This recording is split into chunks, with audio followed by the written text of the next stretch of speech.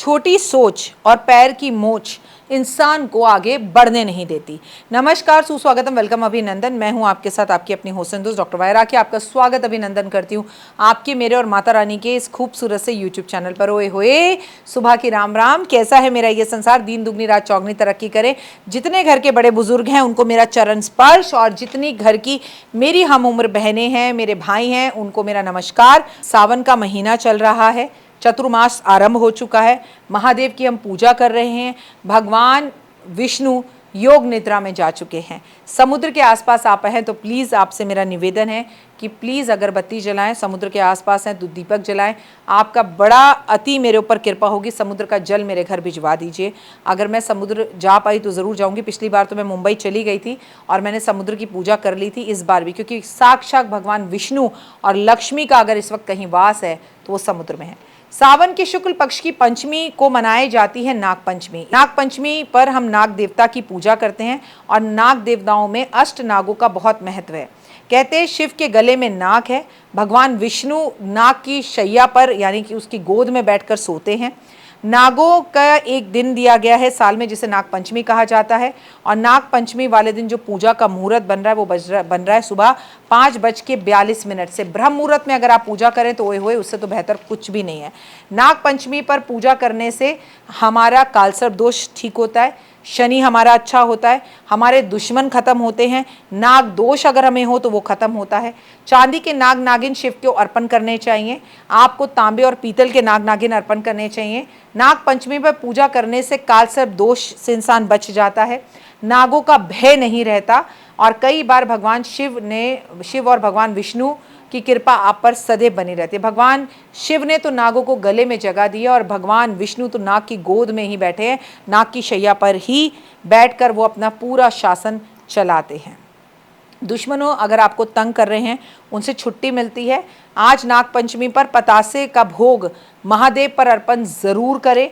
नागों को गंगा जल अर्पण ज़रूर करें। आज आप कालसर्प दोष से मुक्ति पाना चाहते हैं तो जगह जगह पर मंदिरों में आज नाग पंचमी वाले दिन नाग कालसर्प दोष की पूजा होती है, वो ज़रूर करें। एक समय का भोजन ज़रूर करें। अगर हो सके तो व्रत रखें और एक समय का भोजन करें, और भोजन करने से पहले किसी ब्राह्मण को कराएं।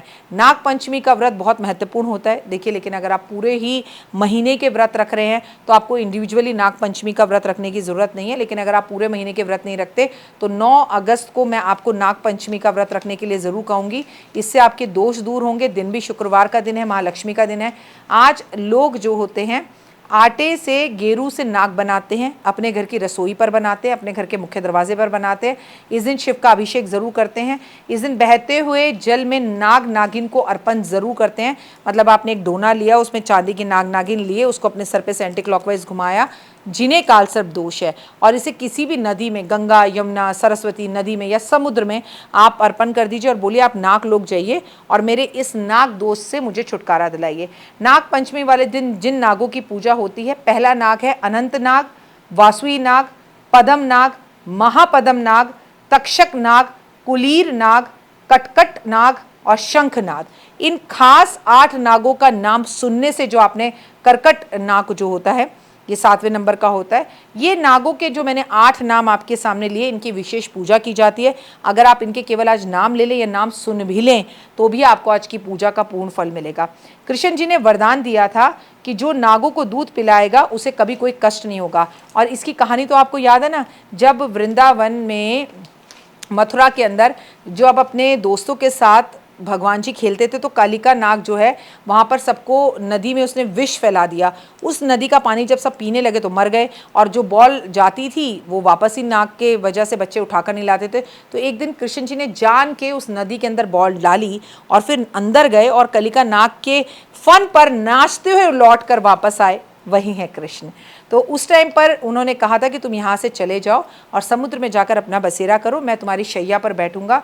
तब उन्होंने नागों को वरदान दिया था कि जो नागों को दूध पिलाएगा उन्हें कभी भी कोई कष्ट नहीं होगा। कलिका नाग भगवान कृष्ण ने वरदान दिया था। कहते हैं सावन मास के कृष्ण पक्ष की पंचमी में नाग पंचमी के त्यौहार मनाया जाता है। इस दिन जो सपेरों को गिफ्ट देता है, इस दिन जो नाग को दूध पिलाता है, उसकी मनोकामना पूर्ण होती है, कालसर्प दोष खत्म होता है। कालसर्प दोष वालों को आज के दिन उपवास जरूर करना चाहिए। तांबे या पीतल के नाग नागिन बनाकर या अष्ट धातु के नाग नागिन बनाकर आपको सपेरे को देना चाहिए या नदियों में बहाना चाहिए। नागों को दूध जरूर पिलाना चाहिए। इस दिन नागों के दर्शन हो जाएं तो आनंद की प्राप्ति होती है और नागों को नारियल भी अर्पण जरूर करना चाहिए। मैं आपको एक बात बताऊं, काल सर्प दोष से बचने के लिए आज के दिन सपेरों की बस्ती में लोग जाते हैं और हकीकत के नाग नागिन खरीदते हैं और सपेरे को अपने साथ गाड़ी में बिठाकर उस नाग नागिन को उससे खरीदकर जंगल में छोड़ आते हैं कहीं दूर जाकर, और उस सपेरे को अपने साथ वापस ले आते हैं। तो ये भी एक बहुत ही अचूक उपाय है जो कर सकते हैं आप। लेकिन अगर आपको इसे करने से डर लगता है तो चांदी, तांबे, पीतल के नाग नागिन भी अर्पण कर सकते हैं। अगर आप ये ना कर सके तो आज नाग पंचमी वाले दिन अगर आपके दुश्मन आपको बहुत तंग कर रहे हैं तो जितने आपके दुश्मन हैं उतने नाग नागिन का जोड़ा खरीद कर महादेव पर उनका नाम अर्पण अर्पण कराइए और बोलिए कि इन दुष्टों से, इन दुश्मनों से मेरा पीछा छुड़ाओ। कमेंट्स में जय माता।